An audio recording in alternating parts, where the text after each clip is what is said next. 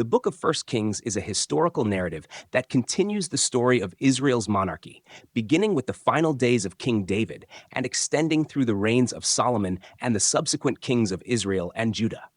The book is divided into two main sections: the United Kingdom under Solomon and the divided kingdom after his death.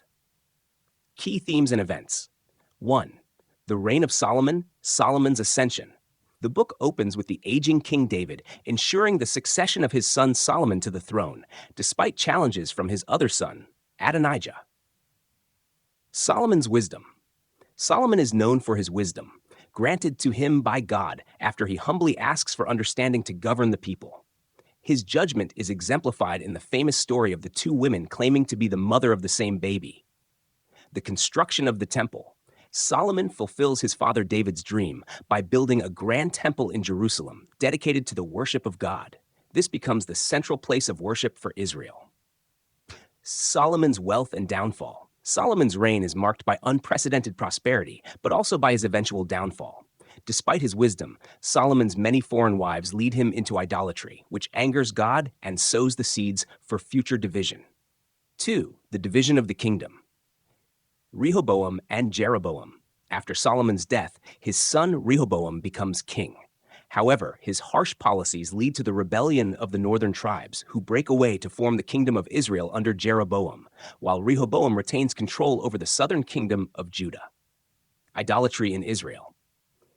Jeroboam establishes rival centers of worship in Bethel and Dan, introducing golden calves as objects of worship to prevent the people from returning to Jerusalem. This act leads to widespread idolatry in the northern kingdom. Number 3. The kings of Israel and Judah, the succession of kings. The rest of the book details the reigns of various kings in both Israel and Judah, highlighting their faithfulness or unfaithfulness to God. Many of the kings of Israel are described as doing evil in the eyes of the Lord, leading the nation further into idolatry and away from God. Prophets and miracles. Prophets like Elijah emerged during this time to call the people back to God. Elijah, in particular, performs miracles, confronts King Ahab and Queen Jezebel, and challenges the prophets of Baal on Mount Carmel, demonstrating God's power. 4. The decline of the northern kingdom, Ahab and Jezebel. The book describes the wicked reign of King Ahab and his wife Jezebel, who promote Baal worship and persecute God's prophets.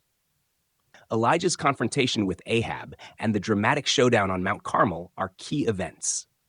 Elijah's ascension.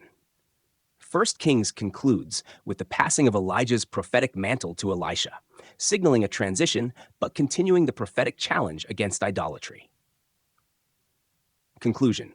1 Kings documents the high point of Israel's united monarchy under Solomon and the subsequent decline following the kingdom's division. It emphasizes the consequences of idolatry, the importance of faithfulness to God, and the role of prophets in guiding and correcting the people. The book sets the stage for the further decline and eventual exile of Israel and Judah, which will be explored in 2 Kings. That could make me cry, but there's no song that you could sing.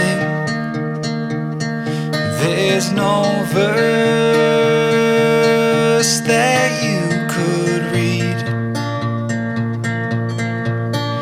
That altar call might have set your soul free, but it didn't do a thing for me.